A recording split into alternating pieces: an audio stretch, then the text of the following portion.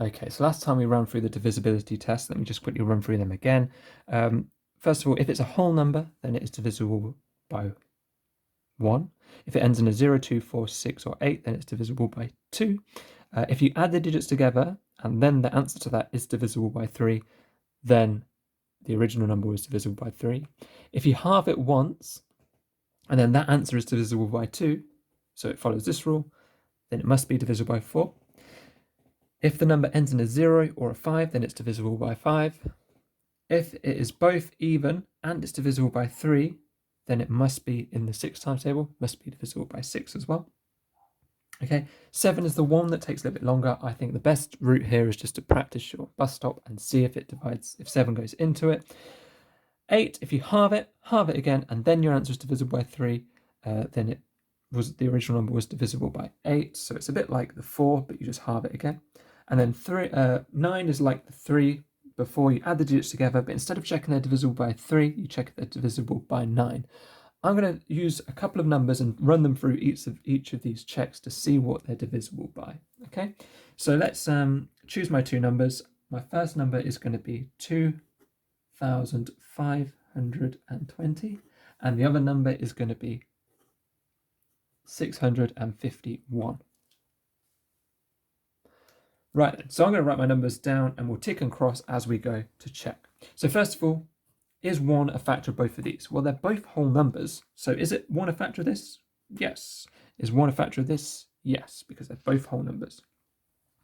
Next check is 2. In order to check if they're divisible by 2, you want to see if they end in a 0, a 2, a 4, 6, or an 8. This ends in a 0, so this must be divisible by 2.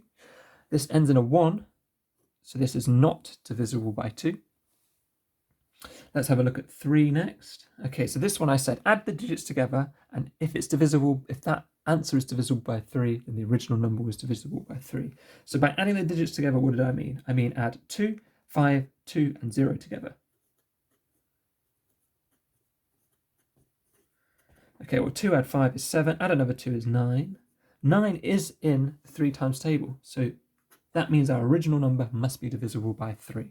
Let's have a look at this one. We've got 6 plus 5 plus 1.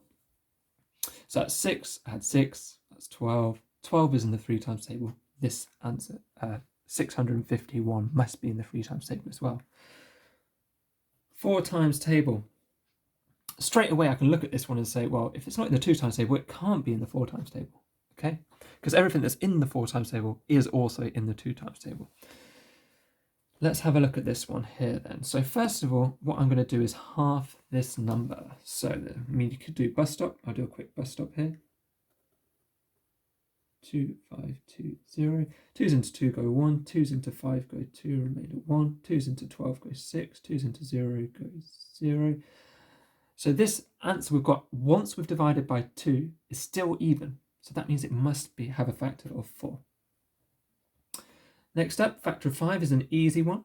Does it end in a 5 or a 0? This ends in a 0, must be a factor of 5. This one ends in a 1, so it's not in the 5 times table. Let's have a look at 6 next. So 6, I've already checked that this is divisible by 2 because it ends in a 0. We add the digits together and they're divisible by 3. So this is both divisible by 2 and 3, so it must be divisible by 6. For this 651, it was not divisible by 2, but it was divisible by 3. It needs to be divisible by both. So this is not a factor, does not have 6 as a factor. Right, 7. This is the one where you have to do your division.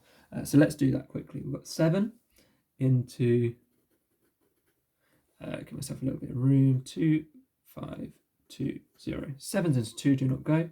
7's into 25 go 3 with 4 left over. 7's into 42 go 6. 7 to 0 goes 6. So we've got 360.